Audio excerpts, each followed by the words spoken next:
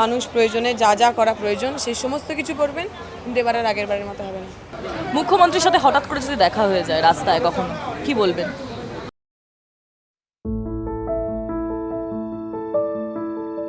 দমদম উত্তরে এবার লড়াই শুধু ভোটের অঙ্কের সীমাবদ্ধ নেই, এই লড়াই হয়ে উঠেছে প্রজন্মের মুখোমুখি সংঘর্ষ।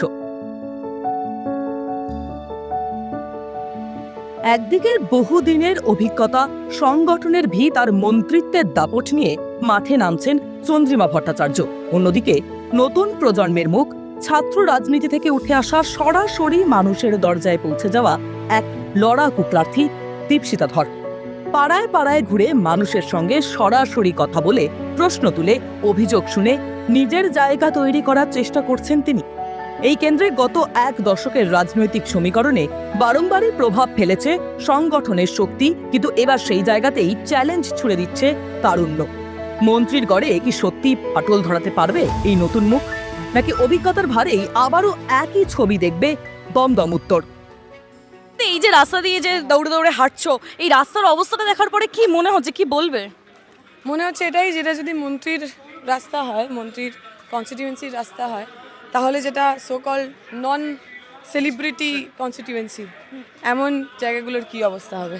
এই এলাকাও বৃষ্টি হলে জলের তলায় থাকে, মানুষ পানীয় জল পান না, নর্দমাগুলোর অবস্থা আমরা দেখতেই পাচ্ছি। এই ব্যবস্থার পরিবর্তন দরকার। এনারাও তো ট্যাক্স দেন, এনারাও তো সরকারের কাছ থেকে টাকা পান, তাহলে সেই টাকাগুলো কোথায় যায়? নেতাদের ঘড়িতে, নেতাদের গলার সোনার চেন, নেতাদের পাঁচতলা বাড়িতে। আমি বিদ্রোহী, আমি সন্ত্রাস, আমি প্রলয়ের ডাক, অন্যায়ের বুকে আঘাত হানি। দিদি, আপনি এখন বর্তমানে বিধান বিশ্বাসের এলাকা দিয়ে রাস্তা দিয়ে হাঁটছেন, তার প্রভাব কিন্তু এখানে যথেষ্ট, বিধান বিশ্বাসের প্রভাব। কি মনে হচ্ছে, কি বলবেন? মানুষ দাঁড়িয়ে আছেন, মানুষ আমাদের সঙ্গে দেখা করতে চান, মানুষ আমাদের সাথে কথা বলতে চান, কেউ কেউ আমাদের আলিঙ্গন করতে চান, কেউ কেউ আমাদের আশীর্বাদ করতে চান।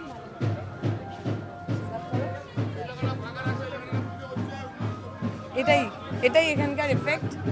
এভাবেই এবার আমরা নির্বাচনটা করব। ভালোবাসা পাচ্ছেন ভরপুর প্রচারে, তাই তো? ভরপুর ভালোবাসা, আশীর্বাদ, স্নেহ সবটাই।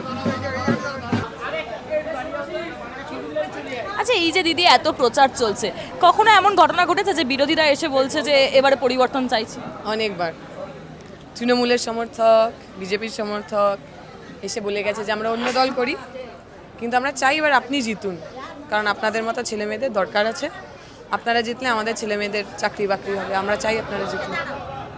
প্রচারে সব থেকে স্মরণীয়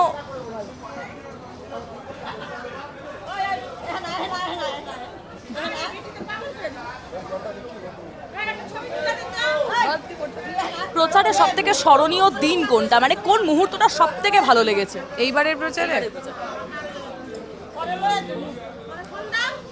একজন সাফাই কর্মচারী, আমরা যখন গেছি, আমরা বলেছি, নমস্কার করেছি, তাতে বিশেষ কিছু বলেননি।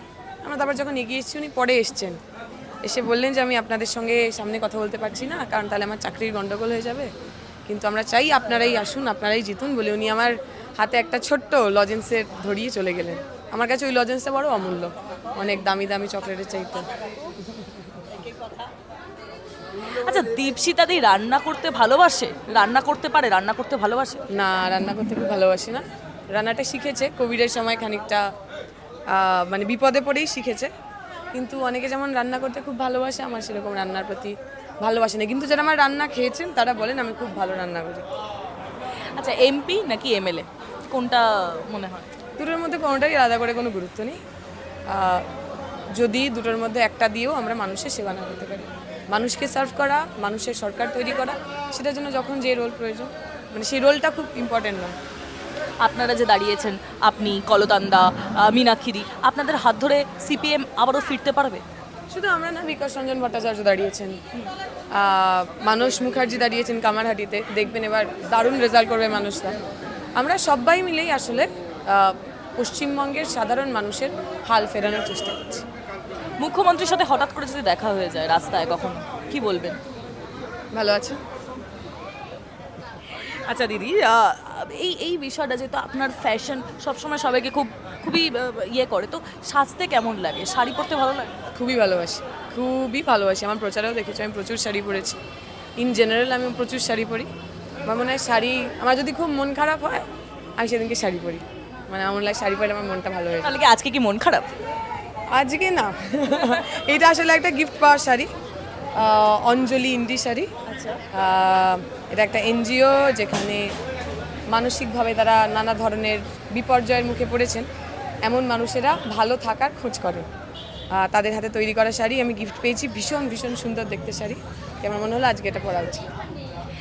আমরা আগেও দেখেছি অনেকেই লিখেছে যে আপনি যেই ধরনের জুয়েলারি যা কিছু পরেন তা আপনাদের যে আপনার যে ফ্যান বা যারা আপনার প্রচারে আসে তারাই নাকি গিফট করে, এটা সত্যি? আপনি তাদের সত্যি, এটা সত্যি। আজকে আমি যদিও কিছুই পরিনি, ও না পরে আছি, সরি। এই যে এই ব্যাগটা শাওন বলে একটি মেয়ে আমাকে এসে পাঠিয়েছে, যাতে আমার ছবি দেওয়া একটা খুব খুব সুন্দর মিষ্টি টোট ব্যাগ। হ্যাঁ, মানুষ আমাকে যা গিফট করেন আমি তাই পরি। শাড়িটা গিফট পাওয়া, ব্যাগটা গিফট পাওয়া, আর এইবারে গিফট পাওয়া। এইবারের প্রচারে কি মনে হচ্ছে এরপরে ফলাফলটা কি হবে? ভালো হওয়া উচিত। মানুষ যদি নিজের ভোট নিজে দিতে পারে, খুব ভালো রেজাল্ট। মানুষের ক্ষেত্রে কি বার্তা দেবে? মানুষকে বলবো নিজের ভোট নিজে দেবেন। ভোট দেওয়াটা যে এখন একটা প্রায় লাক্সারির পর্যায়ে চলে গেছে, আমরা কখনো ভাবতে পারিনি। আমরা তো সাধারণভাবে অনেক মানুষ ভোট দিতেন না, এখন আমরা বুঝলাম যে আসলে আমাদের ভোটাধিকারটাও কেড়ে নেওয়া যায়। মানুষ নিজের ভোট নিজে দিন, যাকে ভালোবাসেন তাকে ভোট দিন। দিদি, আপনি যে এইখান থেকে দাঁড়িয়েছেন দমদম উত্তর বিধানসভা কেন্দ্র, সেই বিধানসভা কেন্দ্রে কিন্তু অনেক সময় রিগিংয়ের খবর আসে, অনেক সময় মানে রিগিং, সন্ত্রাস, ভোট লুটটাই এখানকার রেওয়াজ, ভোট না দিতে দেওয়াটাই এখানকার রেওয়াজ। আমরা সেই রেওয়াজের বিরুদ্ধে গিয়ে সাধারণ মানুষের ভোটাধিকার রক্ষা করার চেষ্টা করছি।